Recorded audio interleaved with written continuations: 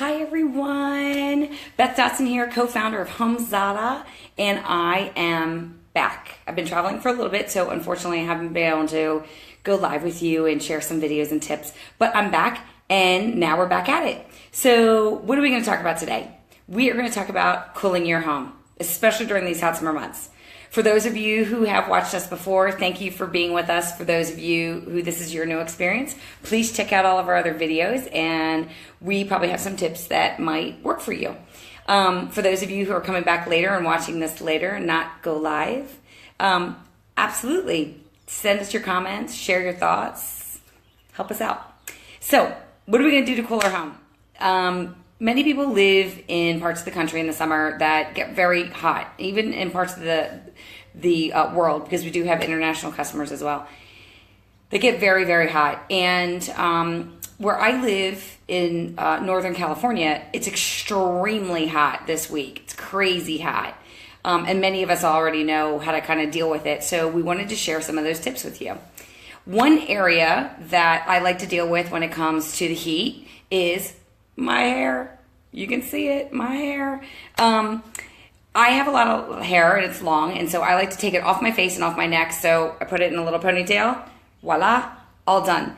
So change your hairstyle, change your attire, wear hats, wear sunglasses, even make sure you get sunscreen. So just keep it so that it'll start cooling you down. The second option is if you're fortunate to own a pool. If you're fortunate to own a pool because you live in these hot weather places, dive on in. Have a great time. Remember your pool safety, but dive on in. It's a great part of your life that can bring people together, whether it's your family, friends, kids while they're out of school. It's a great time to hang out and keep everybody busy during the day, but yet at the same time cool. If you don't have a pool, you know, you can invest in a little slip and slide. You can invest in sprinklers, even little kiddie pools. And kiddie pools are also great for your pets. A lot of people forget about that. So I used to have a dog. She loved the water, but she didn't like the big pool. She didn't like the big deep pool. So we would set aside a little pool for her, a little kiddie pool, and she would just climb right on it and lay right down. And she loved it, and it was really refreshing for her. So that's another little option. It's also great for little kids who haven't learned how to swim yet.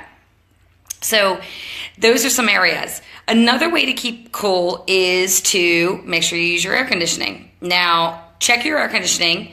Make sure that it's operating properly. Some people have one unit. Some people have several units in their house. Make sure all the units are operating properly and then set your thermostat accordingly. How else can you keep your house cool? Fans. I love fans.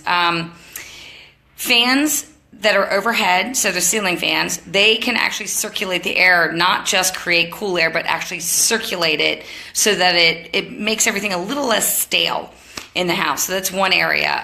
In fact, if you live in some parts of the country, you may have a choice to invest outdoor fans. And they can not only circulate the air outside and create some coolness, but they also remove the bugs at night, which is always a positive.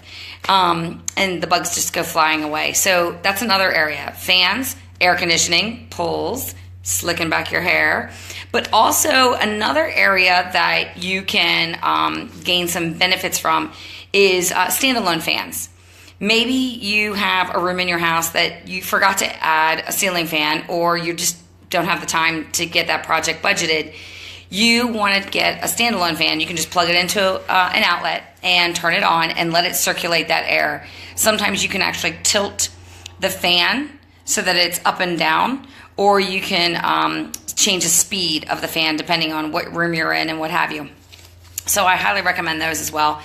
And I just like good air circulation. That's me personally. And I'm looking at my notes. Another thing that you can do, I wouldn't recommend this inside your house. I recommend this outside. If you like misters, if you don't mind water just slightly misting over you, add those outside. You can get standalone misters. You can attach mister like hoses. Yeah, it's like a hose along the edging of an umbrella. So if you have an umbrella for your outdoor furniture, or if you have like a trellis that you've added coverage because umbrellas and trellises are also really good for shade, which we'll get to in a minute. Those misters can keep you a little bit cooler. Also, another good reason, slick back the hair. I'm going to keep talking about this slick back hair. So slick back the hair because I don't have to worry about it getting nasty. Just let the misters mist and away it goes. So we also mentioned umbrellas. Umbrellas are great for when you're outside, you're entertaining, whether you put them next to lounge chairs or eating areas, or you actually add them just in generic areas just to create shade. That's one area. Another thing that you can do to create shade is maybe you've decided you want to build a trellis or some other component outside to create shade basically for the most of the day, but also to create shade at night. And yes, some people need it at night because it stays light really dark. So that's another area. Maybe you want to use sails. So many people have heard of these or maybe not, but you can actually invest in material like your lawn furniture material, and they create sails in different shapes and sizes to create coverage for parts of your home. Now, generally these sails need some sort of post or some sort of wall to hook onto, to pull, to extend, because they oftentimes do not generally stand alone. But those are also great projects to create coolness both around your house, and then ultimately when you've got trellises and umbrellas and sails outside your house, it can actually create shade in those areas, which also eliminates the sun coming into your house. So there's a benefit to the inside of your house by using outdoor umbrellas and trellises and sails and other coverage. The third thing you want to do, not third, I think we're up to like 6 or something like that. But the other thing you want to do is close your blinds. Close your blinds, close your draperies during the day if you're not at home especially, and other areas, because you can block the sun from coming in. That creates heat. And the sun will create heat on your windows, but also throughout your home. And that just really creates heat. But the heat can be so hot that even your air conditioning units have to work extra time. So keep that in mind. The other thing that I like to talk about, and many people may have read our blog and know, I love my whole house fan. So I admit I did not know anything about this component when I lived on the East Coast, because I don't really think that I needed it, but I think it can be extremely valuable. But my husband grew up in this part of the world, and it gets hot all summer. And so he was familiar with this whole house fan concept.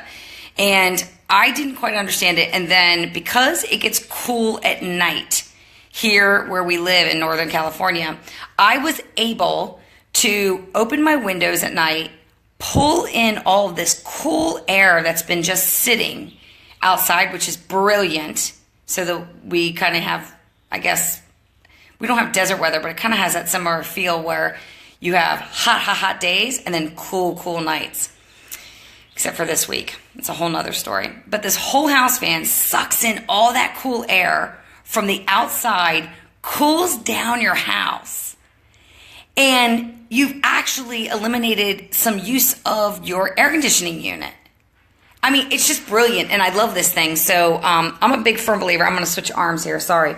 I'm a big firm believer in this whole house fan. I love it. And I don't know where I would be if I didn't have it before. So it's something to consider. It is a project. It does require you to make a small investment, and it does require you to place it in a ceiling, generally on your second or top floor. If you live on a single story, then definitely on one of the areas, usually in a hallway between the house. And then you need a component to pull air out through your attic. So it definitely is a bit of a project, but it's amazing. That's all I got to say about it. It's amazing.